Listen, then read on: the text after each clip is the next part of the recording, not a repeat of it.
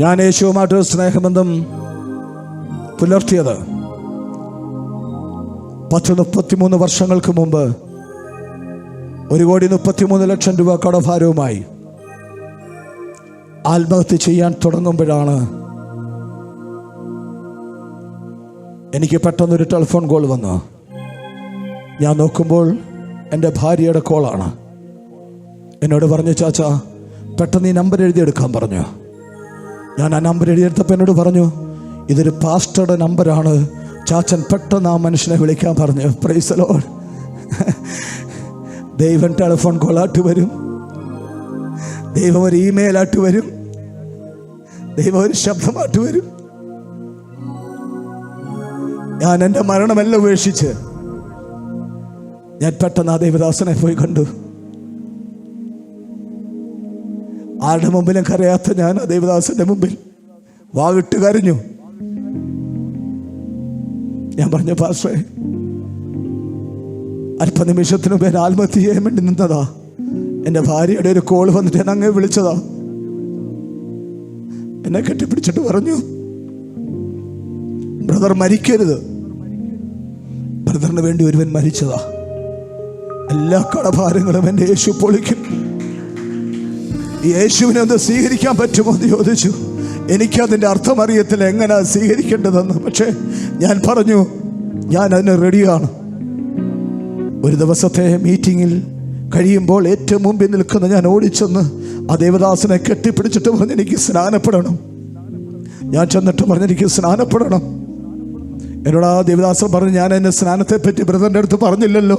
ഞാൻ പറഞ്ഞു, എനിക്കതൊന്നും കേൾക്കണ്ട, എനിക്ക് സ്നാനപ്പെടണം. എന്നോട് ചോദിച്ചു, ഡ്രസ്സ് വല്ലതും കൊണ്ടുവന്നിട്ടുണ്ടോ? ഞാൻ പറഞ്ഞില്ല. അപ്പോൾ എന്നോട് ചോദിച്ചു, എങ്ങനെ തിരിച്ചു പോകും? ഞാൻ പറഞ്ഞു, ഞാൻ ഈ നനഞ്ഞ ഡ്രസ്സ് ഇട്ട് പോയിക്കോളാം. എൻ്റെ ആവേശം കണ്ടപ്പോൾ ആ മനുഷ്യൻ അദ്ദേഹത്തിൻ്റെ ഒരു ലുങ്കിയും അദ്ദേഹത്തിൻ്റെ ടീഷർട്ടും എനിക്ക് തന്നു. ആ ടീഷർട്ട് എൻ്റെ ഇവിടം വരെ കയറുന്നുള്ളൂ. അദ്ദേഹം വളരെ സ്കെൽറ്റായിട്ടുള്ളൊരു മനുഷ്യനാണ്. അന്ന് എനിക്ക് 107 കിലോ വെയിറ്റ് ഉള്ളൊരു മനുഷ്യനാണ്. ഒട്ടും നാണം തോന്നിയില്ല. അന്ന് തന്നെ ഞാൻ അവിടെ ഇറങ്ങി സ്നാനപ്പെട്ട് ദൈവത്തെ കർത്താവിനോട് ചേർന്ന് സ്തോത്രം.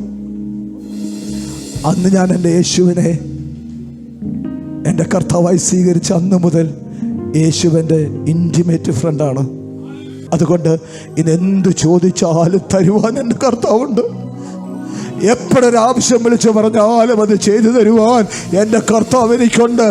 പാരമ്പര്യത്തിൻ്റെ എല്ലാ കെട്ടുകളെയും പൊട്ടിച്ച് സത്യവിശ്വാസത്തിലോട്ടും ആരാധനയിലോട്ടും കടന്നു നിൽക്കാൻ ഞാൻ മനസ്സ് കാണിച്ച് ഇറങ്ങി വന്നപ്പോൾ എൻ്റെ പ്രിയ സുഹൃത്തായി, എൻ്റെ പ്രിയപ്പെട്ടവനായി, എൻ്റെ മണവാളനായി എൻ്റെ കർത്താവ് എൻ്റെ കൂടെ നിൽക്കാൻ തുടങ്ങി. സ്തോത്രം. ഇന്ന് പാൽക്കാലം ഞാൻ പറഞ്ഞു നിർത്തട്ടെ. മറിയയുടെ പാപങ്ങൾ പരിഹരിച്ചുവെങ്കിൽ ആ പരിഹരിക്കപ്പെട്ടത് എങ്ങനെയാണെന്ന് മനസ്സിലായ അവൾ വീണ്ടും അവൻ്റെ സഹോദരൻ മരണപ്പെട്ട് ആ ഡെഡ് ബോഡി നാറ്റം വെക്കാൻ തുടങ്ങിയ സമയത്ത് അവൾ വീണ്ടും ഒരിക്കൽ കൂടി തമ്പുരാൻ്റെ കാൽപാദത്തെ പിടിച്ച് പൊട്ടിക്കരഞ്ഞപ്പോൾ അവിടെ എല്ലാ പ്രതീക്ഷകളും നഷ്ടപ്പെട്ട് അവിടെ ഒരു ശബ്ദം കേട്ടു, ലാസറേ എഴുന്നേറ്റ് വാ. അവിടെ നഷ്ടപ്പെട്ടു പോയ ആ ലാസർ തിരിച്ചു വന്ന് അവിടെ ഭവനം ഒരു സന്തോഷമായി മാറി.